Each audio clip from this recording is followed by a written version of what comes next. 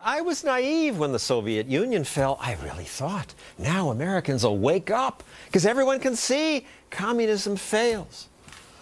Boy, was I wrong. Progressives said, well, maybe communism failed, but capitalism isn't so good. We need to come up with something in between. My fellow Americans, we have found a third way.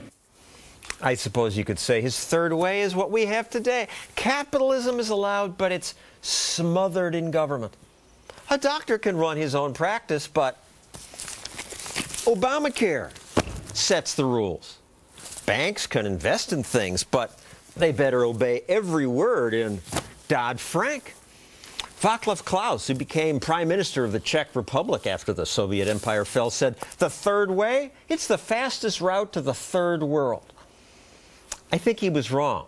Actual communism is faster. Cuba and Venezuela demonstrate that now. But the third way is bad, too, because people can't prosper with this when there are so many rules.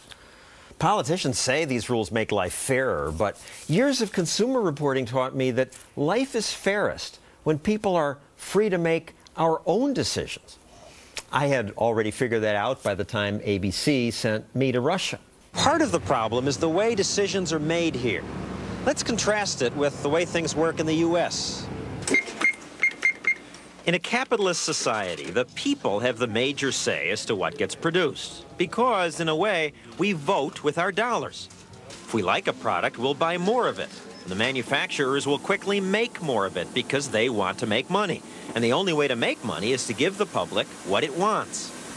If instead our economy were centrally planned, then the government would set production levels, say for records. And President Reagan might order tons of Frank Sinatra records, but very few Twisted Sister records.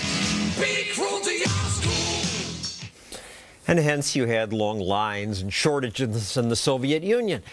Capitalism isn't perfect. Some merchants lie. Increasingly, some use political connections to get special privileges. But that's the exception. It's not real capitalism. Real capitalism is good because it's voluntary. Transactions happen only when both parties are happy with them. Most every day I buy something from a store clerk. Hey, sir. Thank you. And every time something odd happens, they say, thank you. Thank you. Thank you. Thank you. Thank you. And so do I. There's that odd double thank you moment. Have a great day. Thank you. Thank you. Why the double thank you when I pay for a cup of coffee? Because she wanted the dollar more than she wanted the coffee. And I wanted the coffee more than I wanted the buck. We both win, or the transaction doesn't happen. Today's leftists will claim that one party in that exchange exploited the other, and since Americans are taught that propaganda, if I ask the clerk or other customers, some would say, it's true, the shopkeeper exploited me, or I exploited the shopkeeper.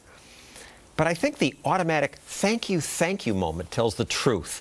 The relationship is fair not because the two parties are equal, but because capitalism is voluntary, and so nothing gets sold unless each party thinks we came out ahead. The free market is voluntary. Government is force. Voluntary is better.